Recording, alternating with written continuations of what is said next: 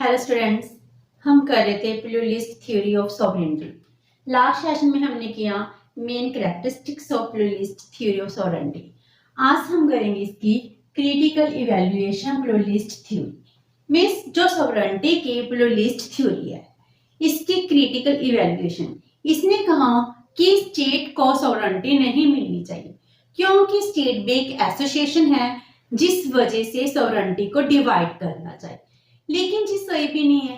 किसी ना किसी बेस पर हम इस पॉइंट को क्रिटिसाइज कर सकते हैं कि जो प्लूरलिस्ट डिमांड कर रहे हैं कि सॉवरेनिटी को डिवाइड कर दिया जाए अमंग अदर एसोसिएशन, जो बिल्कुल प्रैक्टिकल नहीं है। आज हम सॉवरेनिटी थ्योरी को कुछ बेसिस पर क्रिटिसाइज करेंगे। तो देखते हैं उनके बेसिस क्या है जिस पर हम सॉवरेनिटी थ्योरी को क्रिटिसाइज कर रहे हैं। प्लूरलिस्ट के अकॉर्डिंग सॉवरेनिटी क्या है और वो कहां कहां पर गलत है। First one is other associations are not like state। जो प्लूरलिस्ट हैं वो कह रहे हैं कि जितनी भी एसोसिएशंस हैं सभी एक जैसी होती हैं, लेकिन स्टेट एसोसिएशन अदर एसोसिएशन की जैसी नहीं है। क्योंकि एसोसिएशंस के लिए क्या है, हम किसी भी एसोसिएशन का मेंबर बन सकते हैं, लेकिन जब हम स्टेट एसोसिएशन की बात करते हैं इसमें गवर्नमेंट भी होती है, फिक्स टेरिटरी भी होती है, जो किसी और एसोसिएशन में नहीं होती। तो सॉवरेनिटी को डिवाइड क्यों किया जाए? अगर कोई सिंपल एसोसिएशन होती है उसमें क्या है, सिंपल मेंबर्स का होना जरूरी है। अगर कुछ मेंबर्स होंगे तो एसोसिएशन बन जाएगी, लेकिन स्टेट एसोसिएशन बनाने के लिए हमें 4 एलिमेंट्स चाहिए। पॉपुलेशन मीन जो इसके मेंबर्स हैं, then fix territory, government and sovereignty, तभी स्टेट एसोसिएशन होगी। स्टेट एंड एसोसिएशन में बहुत डिफरेंस होता है। तो अदर एसोसिएशन को हम स्टेट एसोसिएशन की तरह नहीं मान सकते। अगर जब अदर एसोसिएशन हैं वो स्टेट एसोसिएशन के इक्वल नहीं है तो हम कैसे कहें कि इनको सॉवरेनिटी दी जानी चाहिए, क्योंकि other associations are not equal to the state. Number 2, pluralist leads to anarchy. Pluralist कहते हैं कि सॉवरेनिटी डिवाइड होगी अमंग अदर एसोसिएशंस। चलो मान लेते हैं डिवाइड हो जाएगी। अगर इनमें कॉन्फ्लिक्ट क्रिएट हो जाए तो कोऑपरेशन कैसे होगा? अगर सभी एसोसिएशंस अपनी जिद पर अड़ जाएं फिर तो अनार्की क्रिएट होगी ना। मैं स्टेटलेस सोसाइटी की बात कर रही हूँ। वो एक तरफ कह रहे हैं हम स्टेट को खत्म नहीं करना चाहते, स्टेट सुप्रीम है, लेकिन एक तरफ आप कह रहे हो स्टेट को सॉवरेनिटी नहीं मिलनी चाहिए। अगर सॉवरेन स्टेट नहीं होगी तो अनार्की ही क्रिएट होगी ना। तो प्लूरलिस्ट क्या कर रहे हैं, अनार्की क्रिएट कर देंगे जिससे पूरी सोसाइटी को नुकसान होगा। Number 3, division of sovereignty impracticable. जो कह रहे हैं सॉवरेनिटी को डिवाइड कर दो अमंग अदर एसोसिएशन। अगर एक सोशल, रिलीजियस, कल्चर, बहुत सारी एसोसिएशंस हैं, अगर हम इन सब में सॉवरेनिटी को डिवाइड कर देंगे तो कितना मुश्किल है एक आम इंसान के लिए। मैं किसके रूल फॉलो करूं?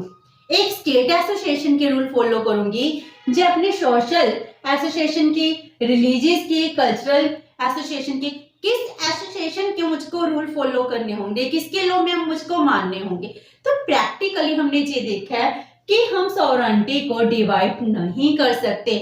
हम ये नहीं कह सकते जो सोशल और रिलीजियस अदर एसोसिएशंस हैं इनके रूल हमको फॉलो करने पड़ेंगे। Number 4, state without sovereignty is not possible.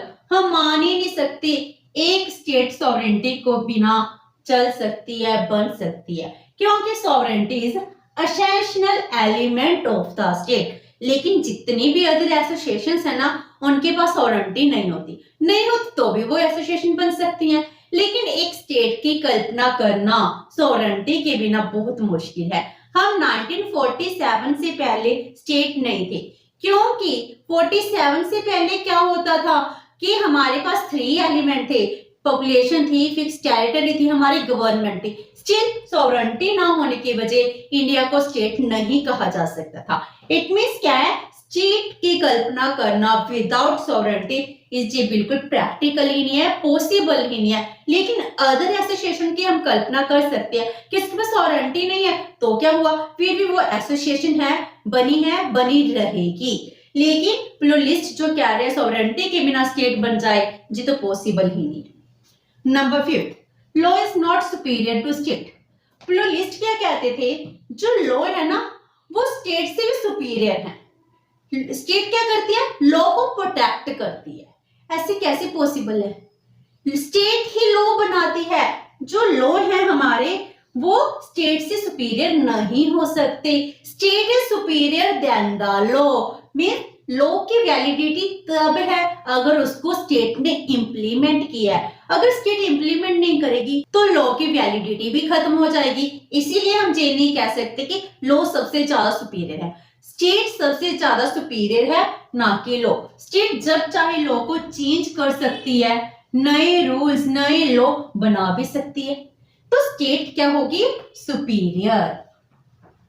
Number 6, wrong and narrow view regarding the functioning of the state. जी क्या कहते हैं, प्लूरलिस्ट कह रहे हैं स्टेट को कौन से फंक्शन करने चाहिए, ओनली पॉलिटिकल फंक्शंस करने चाहिए। लेकिन आज के टाइम में एक स्टेट कौन सी स्टेट है, सोशल वेलफेयर स्टेट है, जो हर एक काम करती है जिससे लोगों का बेनिफिट हो, क्योंकि एक स्टेट ही है जो सेल्फिशलेसली काम कर रही है। बाकी सारी एसोसिएशन है कोई ना कोई मोटिव के लिए एग्जिस्टेंस में आती हैं, लेकिन स्टेट की एग्जिस्टेंस सिर्फ अपना मोटिव नहीं है, अपना प्रॉफिट नहीं है, इसका मोटिव क्या है, सोसाइटी का वेलफेयर करना। तो जो प्लूरलिस्ट हैं वो कहते हैं स्टेट को सिर्फ पॉलिटिकल फंक्शंस करने चाहिए। अगर हम सोशल सिक्योरिटी की बात करते हैं, हम अलाउंस की बात करते हैं, हम ओल्ड एज पेंशंस की बात करते हैं, अगर हम कहते हैं कोविड-19 आया, कोविड-19 की वजह से हम लोगों को रिलीफ मिलना चाहिए, वो भी कौन कर देगा, स्टेट ही देगी। हम अगर सोशल सिक्योरिटी की बात करें, रिलीफ की, हॉस्पिटलाइज की बात करें, मेडिकल फैसिलिटी, एजुकेशन की बात करें, वो सब हमें स्टेट दे रहा है। अगर इतने सारे काम स्टेट के ऊपर डाल दिए गए हैं तो फिर इसके फंक्शन को लिमिटेड कैसे किया जा सकता है। तो जो प्लूरलिस्ट है स्टेट को सिर्फ पॉलिटिकल फंक्शन तक ही लिमिट करना चाहते हैं, लेकिन आज के टाइम में स्टेट के फंक्शन बहुत ज्यादा मल्टीपल हो चुके हैं जिनको हम डिवाइड नहीं कर सकते। हम ये नहीं कह सकते स्टेट के फंक्शंस लिमिटेड हो जाएं। हम हर एक एस्पेक्ट में कहते हैं स्टेट हमारी हेल्प करे। तो प्लूरलिस्ट क्या है, वो बहुत ज्यादा रॉन्ग प्रूफ होते हैं कि स्टेट के फंक्शन को सिर्फ पॉलिटिकल मैटर्स तक ही लिमिटेड कर दिया जाए। Next one is only state can settle the disputes among various associations।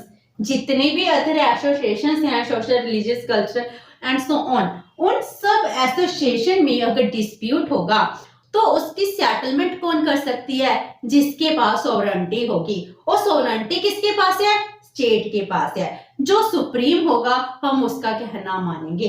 तो अगर अदर एसोसिएशन में कोई डिस्प्यूट क्रिएट होगा, उस डिस्प्यूट को सेटल कौन कर रहा है, स्टेट कर रही है। स्टेट का ही काम है कि डिस्प्यूट्स को खत्म कर दिया जाए। तो स्टेट क्या करती है, हर एसोसिएशन की प्रॉब्लम्स का सॉर्ट आउट करती है। हम भी ये देखते हैं हमारी लाइफ में, अगर हम 2 पर्सन सेम से हैं, हम फ्रेंड्स हैं, मान लो अगर हम में भी कोई लड़ाई झगड़ा हो जाए, हमारा डिस्प्यूट कौन सॉल्व करेगा, जिसका हम दोनों रिगार्ड करते हैं, जिसको हम दोनों मानते हैं। अगर वो कोई भी बात हमें कहते हैं, हम बहुत जल्दी इन्फ्लुएंस होते हैं और वो बात मान भी लेते हैं। इसीलिए एसोसिएशन में अगर कोई डिस्प्यूट होगा, जो उनमें से सुपीरियर है वो स्टेट है, वो इनके डिस्प्यूट को सॉल्व करेगी, सेटल करेगी। Number 8, sovereign state is exceptional from foreign aggression। अगर सॉवरेनिटी होगी तभी तो स्टेट क्या कर सकती है, फॉरेन इन्वेजन से, फॉरेन एग्रेशन से हमें प्रोटेक्ट कर सकती है। अगर एक स्टेट के पास सॉवरेनिटी ना हो, अगर कोई फॉरेनर हमारे ऊपर अटैक कर दे, कोई वॉर हो जाए, तो उस टाइम डिसीजन कौन लेगा। इस इमरजेंसी की सिचुएशन में, वॉर की कंडीशन में हमें प्रोटेक्ट कौन करेगा, एक स्टेट ही सबसे पहले आती है जो हमें डिफेंस प्रोवाइड करवाती है। तो एक स्टेट ही है जिसके पास अगर सॉवरेनिटी है तभी जाकर हमें फॉरेन अग्रेशन, इन्वेजन से प्रोटेक्ट करती है। कोई और एसोसिएशन नहीं है जो हमें प्रोटेक्ट कर सके। Number 9, state is externally sovereign. जो हम कहते हैं स्टेट की सॉवरेनिटी एक्सटर्नली लिमिटेड है, जो प्लूरलिस्ट कह रहे थे, लेकिन हम ये नहीं कहते कि एक्सटर्नली लिमिटेड है। मेरी मैटर्स हैं, मुझे किसी इंटरनेशनल लॉ को मानना है या नहीं मानना, मुझे किसी कन्वेंशन का मेंबर बनना है या नहीं बनना, इस पर किसी भी पर्सन की कोई लिमिट नहीं लगाई गई है। मेरी सॉवरेनिटी क्या है, एक्सटर्नली अनलिमिटेड है। अगर मैं चाहूं किसी भी एसोसिएशन का मेंबर बन सकती हूँ, चाहे ना बनूं। अगर मैं किसी कन्वेंशन से अपनी नॉमिनेशन वापस ले लूं तो मुझे कोई लिमिट लगा सकता है? नहीं लगा सकता। मैं चाहती हूँ मैं न्यूक्लियर वेपन बनाऊं, मेरे ऊपर कोई लिमिट लगा सकता है? नहीं लगा सकता। इसमें इट मींस क्या है कि हम एक्सटर्नली भी सॉवरेन हैं। Number 10, dangerous and impractical theory. जो प्लूरलिस्ट थ्योरी है ये डेंजरस थ्योरी है एंड इम्प्रैक्टिकल थ्योरी है। अगर हम इस थ्योरी को माने तो इससे क्या होगा, अनार्की क्रिएट होगी, जिस वजह से किसी के पास सॉवरेनिटी नहीं है, सभी अपने पावर में होंगे। अगर पावर में होंगे तो एक स्टेट, हम एक यूनिटी को खत्म कर देंगे।